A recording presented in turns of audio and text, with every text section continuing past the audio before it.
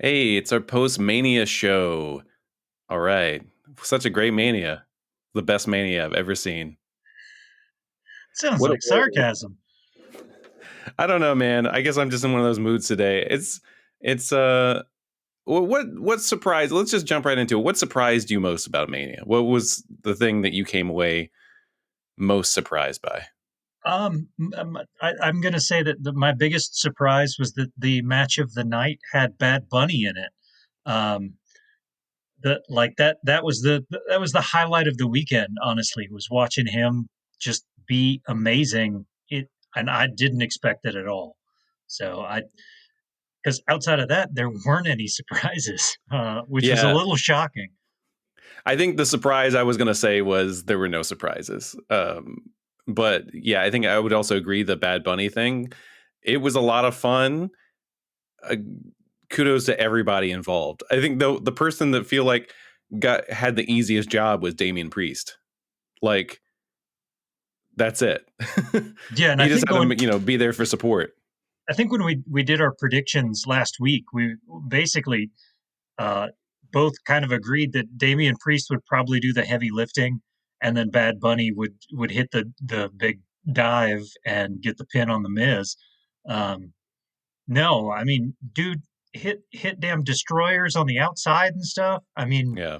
like he in a matter of months, he went from like zero training to hitting destroyers. So I gotta give him all the credit in the world. He crushed it. And then Miz and Morrison, man, like those are just. I mean, we knew Miz could do it. I don't. Besides seeing John Morrison locally here at PCW Ultra, like lose the title to Penta, which was a really awesome match. I haven't really seen. I've definitely not seen any of his WWE career, and I didn't see much of his Impact career either. Um, so this was just he rose to that same level Miz did, and they were both on the same page. They just were the best two to pair with Bad Bunny. And apparently at the stadium, there were so many Bad Bunny shirts. So Wow. I think this is a good deal for WWE. Triple H handed the microphone to gave him a skull microphone, and he went away on his truck. So I guess that's it for him for a while. But it's Yeah, I he's got an welcome back. email, a pre-sale email today for the Bad Bunny tour in 2022. Um, I still don't understand buying tickets over a year before a show, but because let's be real, we're probably gonna head for another pandemic before too much longer. So, um, but yeah, he was the surprise of the weekend and match of the weekend.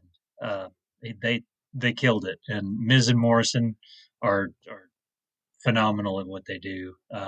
Even if he had some slight shortcomings in that match, you didn't see any of it because they're so good. I think, and the thing to me, another surprise of the weekend is I just looked at the cards of both nights, and I just assumed, oh, night two is the night that's going to be the one for me. By far, night one did it for me. Like, and I could have just that could have been Mania, and I could have just turned it off and been like, oh, that was good. I liked it. Like overall, like there was definitely some matches that again didn't need to be there. That tag team turmoil match didn't really do much for me, nor did the the defense the next night. Yeah, But I I went back and watched some of night two again because by the end of it you're running on fatigue. Um, And honestly, I got to say that night two was good. I mean, night two was a good show. I think they shot themselves in the ass kicking the show off with just utter confusion. yeah, Because I spent probably two good matches after that Fiend, whatever the hell that was, trying to figure out what the hell happened and was completely out of it. But I mean, Sheamus and Riddle had a great match. They slipped that one time when he went for the super white noise. That could have been real bad, but he managed to save it. So they had a few missteps. I don't know if their feet were wet or what. It didn't seem like the weather was as bad on night two, but because Mandy Rose didn't slide down the ramp on night two. But yeah, I mean the Sheamus and Riddle, great match. I mean the main event for night two went exactly as it should have. Right. I was like, I have never felt quite so satisfied with the ending of a match and him retaining when all signs pointed to anybody else walking out of that match with it. I felt so fulfilled. It was the weirdest thing. Um, I And loved it, but and and it was actually kind of refreshing. This is the first time, real time, where we had fans with Roman Reigns, and they were chanting "Roman sucks," and it actually made sense and it meant something. yeah, It wasn't just garbage that we were just chanting at the WWE that Roman was the vector for it. Like it was actually at Roman for being a heel and and for being bad. So that was actually kind of like an enjoyable thing. But yeah, I'll agree with you there. Like just the the setup of those first two matches, that whatever the hell that was with the Fiend and the tag team title match just did not start off the show right. Um, which really that second night. sucks too because the giant Jack in the Box may have been one of the cooler entrances of all time. Like that was amazing. Yeah. So for it to have ended with whatever the hell that was, sort of squandered how awesome that entrance was coming up out of the Yeah. Jack in a Box. Which is kind of what you could say with everything with the Fiend. Like it was awesome except for the thing that killed everything. Like the thing that just derailed everything again. And it's almost pretty much Bray Wyatt's entire career. Like they almost go for it and then they pull him back. Yeah, it's And like they're yeah, scared to let him be on top. And yeah, really, there's a ton of parallels between Bray, non-Fiend Bray, Fiend Bray, and Braun Strowman. Like their careers are almost identical. All three Wyatt family characters, because they do the same shit with Braun Strowman constantly. How you can't have him maul Shane McMahon and then lose a triple threat match the next night. Like the cage match with Shane is supposed to be the nudge that like it's your time. Let's go. Um, I mean, unless it's just so Shane can feel super special and wrestle the Undertaker in a cage. But I mean, they've it's amazing how bad they've squandered the Fiend in spite of, I mean, merch sales were off the charts. I somebody had to have bought that $900 custom title belt, which was yeah. utterly disgusting looking. Um, but I mean, it sort of shows you where they stand on him. I mean, they've already undone the fact that he was burned alive. They've turned him back into the old version. He's no longer a melted DiGiorno. So every time they take two steps forward, they walk them back. It makes no sense to me. I mean, you've got a guy that, I mean, he for for the most part, Bray Wyatt and Alexa were the only entertaining thing on Raw for months. Um, so I mean, it feels shitty to keep constantly walk back all the progress you make with his pushes here and there. Yeah. Well, yeah, it was weird seeing fans back. They definitely weren't. It seems like they were pretty good about, at least the first night, keeping the masks on people's faces in the hard camera side. But night two, it's just kind of going free for all. So that's something else. And I'm definitely seeing some tweets already from people that have come back from Mania, and they're like, "Oh, I went to the Collective in WrestleMania and just tested positive for COVID." I'm like, "Oh man, of course he did." So stay safe out there. If you happen to have been to Mania, we would love to hear from you. But then also, should go get a test just to be sure. So Even if you're vaccinated, go get a fucking yeah, test because you could be spreading that shit. yeah. Um, did you watch Raw after Mania? I did. Not a whole lot of surprise. there either, which again shocked the hell out of me. Well, and isn't this, didn't they, from, correct me if I'm wrong, but I'm pretty sure they pre-recorded this because they're in the middle of moving the Thunderdome and it's just No, not ready yet. they were already in the new building. Oh, so it Yeah, was live. Oh, yeah. okay. I mean, unless commentary just said they were in the new building, but they weren't. So yeah, them already being, and the new setup is a lot nicer. It doesn't feel as like just disjointed as Tropicana Uh-huh. did. The screens actually flank the entrance ramp. So when you're coming out, there's actually like fans on each side of you. So it's really cool looking. Oh, Um, and the screen has been, kind of narrowed in. It's got more of a Capitol Wrestling Center vibe without like the underground cage thing. Um, yeah. no surprises at all. Uh, Matt Riddle got a squash from Bobby Lashley. Um, they triple threat. And inexplicably, the Fiend, who was supposed to win the Orton match so that Orton could be off TV for a while, I mean, they did a Firefly Funhouse, but that was it. Um, Orton was in a triple threat match to determine the next challenger for Bobby Lashley, which Drew Oh, McIntyre won again, um, over both Orton and Strowman. I just assumed it would be Strowman, but whatever. But yeah, no surprises whatsoever. Charlotte did come back. She cut a pretty stellar promo. Um, the timing on it was great too because I had just finished Broken Skull sessions with Chris Jericho, where they mentioned Jericho's debut on Raw, and he basically just berated the entire locker room. I'm assuming he mentioned. I didn't go back and watch it yet. I'm assuming at some point in there he mentions Chris Benoit, and that's why they didn't show any of it. Um, but yeah, it felt a lot like that. She legitimately called out every woman that was on WrestleMania instead of her.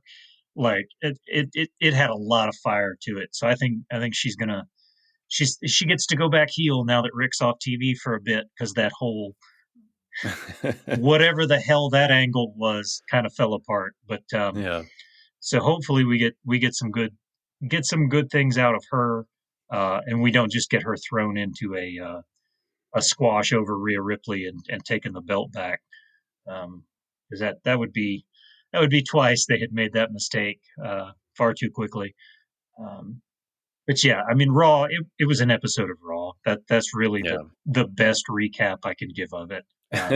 You didn't miss anything. If you've watched Raw in the last 6 months, you saw this episode before. So But yeah, a Raw with no surprises after a Mania with no real surprises. I've got a feeling that all of the good shit is going to be on SmackDown. There's got to Mm. be. I don't know why USA is. I guess because they've sort of been a staple for the network for years on Monday nights, but it seems like Fox is just getting everything they want, and USA is just getting kind of left behind. I don't know if it's Well, because Fox just pays a shitload more, but yeah. yeah, I expect surprises on SmackDown. Um, but yeah, there was nothing particularly stellar about the Raw after WrestleMania. Yeah. I mean, Fox pays a lot more for the TV rights, but then with this whole Peacock deal, like technically, like their NBC Universal Comcast deal is like more money in the end. But uh yeah, it's pretty nuts. So we did watch Ed Hardy presents NXT on Tuesday nights. What the Uh hell was that? I don't Like, know. So if you don't know the if you've not checked out NXT this week, with their move to Tuesdays, they've Ed Hardy'd up the graphics all over the place, and it just looks weird and tacky. There's like this gold frame when they show a replay, just with like all these weird accents to it. It's just very bizarre. But it was the only weird thing in a otherwise pretty good episode of NXT. yeah, I, I I I actually made a couple of notes so I didn't miss anything on NXT. I did like the moment with Raquel Gonzalez and then Rhea and Bianca, and they all come out together holding their belts. Um, but I kind of felt like we understand that all of our top people come from NXT. It's been that way for years now, so you don't have to Yeah. tell us. Um, that was a little weird, but the thing that stands out to me most is that Kushida lost to Pete Dunne less than a week ago. Kushida is now the cruiserweight champion. I think what it was, I'm my assumption is Vince is like, oh, get me Santos Escobar on the main roster. And so all of a sudden they do the thing, and then they've heard the criticisms like, what are you doing with Kushida if you're just bringing him in here to lose every single match? And but still, yeah, like why? I guess if he had creative like in the pipeline for Andrade, I guess bringing in Santos Escobar, you can kind of just not saying they're the same person or anything, but they do uh, comparable. So Yeah, I think he could slot right in and be that guy that Vince needs to tell himself that he's pushing the yeah. Latino market. Well, and then he doesn't, at least on NXT anyway, and this may be a bad comparison because everyone's on that show is a little smaller, but he seems bigger than some of the other talent, so he's big enough. Like I could see him the Latino thing as well, but then also like he's got the right size, or at least more in the size range for Vince to be despite being a cruiserweight. He seems tall, at least. He's good on the mic. I like that promo that he cut before the open challenge. So it kind of seems like, oh, maybe that's he was just, it was the right time all of a sudden for a call up. And they didn't make that call until after that ladder match last week. So yeah, but it is kind of odd that, oh yeah, he retained and then immediately dropped it. So, but I mean, it's good that Kushida's champion, but we'll see where it goes. So Yeah, there are a lot of guys that are coming in the pipeline there through 205 Live that you know I think I read somewhere that as he's getting a little bit older, they're trying to use him as kind of a build up the younger guys sort of guy. And there are a yeah, lot of guys on 205 Live that are just stellar. They just need some fine tuning. So I think mm. it's probably for the best to put the belt on Kushida, let him help coach and get these guys to that next level. Because And not with the there's same, a lot of talent down there, like a lot of talent. yeah, and not with the same like brutality or anything, not the same character at all. But you could have him on the top of 205 Live, like um, formerly known as Neville, just rule it for like the longest time. I think that could be a good idea. And then that he's given everybody the rub, not by letting them win, but really just shining them up in a match where they get close, but not quite Yeah, do it. So basically doing what Brian Kendrick did for a long time too. yeah. Um, so as someone that's was going to PWG out here and saw the Rascals, now known as MSK, just kind of they were the champion for the whole year and a half and whatever that I was going, and kind of to see them, I thought it was great the match last week, but and it could have just be again the crowd at that end the Capitol Wrestling Center, not big fans of MSK, and yes, they were going against Dane and Maverick, who do have that thing, but the thumbs down and stuff at the entrance before even Dane and Maverick came out was just, I don't know, odd to me, and I'm just wondering if they're getting some heat, or just people, the WWE fans are more thinking that they just got hot shotted right up the card and necessarily didn't deserve it because they are a new act. So Well, it I don't makes know. me wonder too. I mean they won the Dusty Classic, so they were gonna get the tag belts. But for them to get booed on the next NXT, which team in that fucking triple threat match did the crowd want? Yeah, Um, they don't get behind Legado del Fantasma ever. Um, like Escobar, he gets kind of a mixed reaction, but the other two guys like Raul Mendoza and I cannot remember the third guy's name. Um, like they get booed constantly. Grizzled young veterans get booed constantly. I mean, that you're supposed to boo them. He like Yeah. Zach Gibson thrives on that.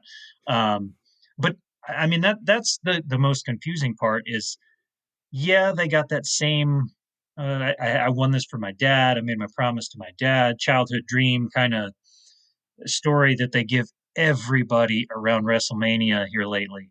Um, so I mean, you get a little burnout on seeing that, but I mean that's the easiest thing that they've got to hey And I mean, these guys are greasy stoners, but there yeah, are faces in this match like yeah.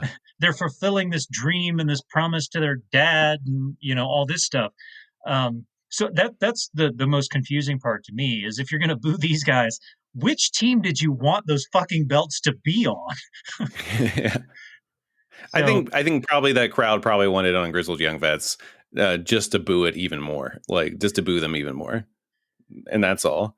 but Um, it's I'm going to go back to Seth Rollins. I'm starting to just completely agree. We're just gonna boo everybody from now on. Like there's nobody that we're gonna cheer. I even saw the internet community like, oh, it's too early to put the belt on Rhea Ripley. Oscar got screwed. Like you said the same shit last year when Rhea Ripley lost. Like make up your fucking mind. It, and it kills me. I think Asuka deserves a little bit of vacation. Like, not that I love her. I always like to see her, but she deserves some time off.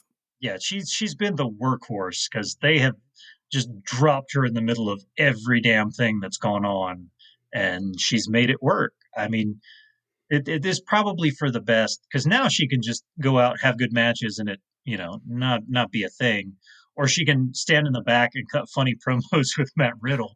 Uh, I'm cool with that. If she does, she can hang out with Matt Riddle in the New Day and just cut funny promos. I'm good with it. But yeah, I don't get it. Everybody is just so sour on everything. No, I mean WrestleMania wasn't earth shattering, but it was a good show. I mean I'm, that like I said, I was entirely satisfied and fulfilled at the end of it. Like, what more do you want? and I mean, as Big E says, "Don't you dare be sour." Well, So I think that's kind of it for the next week. I think we will probably be moving to more regularly on Thursdays, so we can kind of catch both NXT and AEW. To be honest, the most important shows of the week, really. Um, and I guess we'll be a little late on SmackDown, by a whole week, basically. But it is what it is. I did have one more note. It was Oh it, yeah, what's going yeah. on? I the new theme songs for Adam Cole and Kyle O'Reilly. Oh, okay. So I meant to talk about this. I actually thought it sounded like you. Sorry to jump on this, but I meant to mention this last episode. It sounds like stage music for like Capcom Final Fight 3 or something like that. Like before you get to the boss. Like, what is your take on it? I want to know one why you didn't. Obviously, Kyle O'Reilly had never heard it before he made his entrance because he could not find the rhythm to do the guitar thing. Um, so at least give him a couple of days with it to like feel it out. Why would you not just do the Shield thing with Adam Cole? Yeah. You change his music and you lose the like. Well, It's perfect. Just do the Shield thing. Drop the undisputed part at the first. Done. yeah. So yeah, it makes sense to just do it that way. There is a boom in there, but it was earlier than he was anticipating. So there was a good Botchamania video where he misses it, realizes he misses it, looks at his hand, and then just does it anyway. Like just puts the boom in wherever he wants. It's going to take him a little while to think, but yeah, I'm with you. They should have just kept the same theme. I mean, If you're going to force the O'Reilly's his own thing, boom but into a different theme anyway, just fully Roman Reigns this shit. He can just stay undisputed era Adam Cole forever. I'm good with it. Just instead of, the intro part with the shock the system, just drop that. It's the same theme song. Nobody's going to care because at this point when Roman comes out, I don't even think about the Shield anymore. So, I mean, mostly because it's so far in the past at this point that that's just Roman's theme, and it makes sense for a heel, so it works now. There's no sense changing it. Yeah. Well, we'll see if it changes. It probably won't. It But until then, join us next week and we'll discuss more wrestling.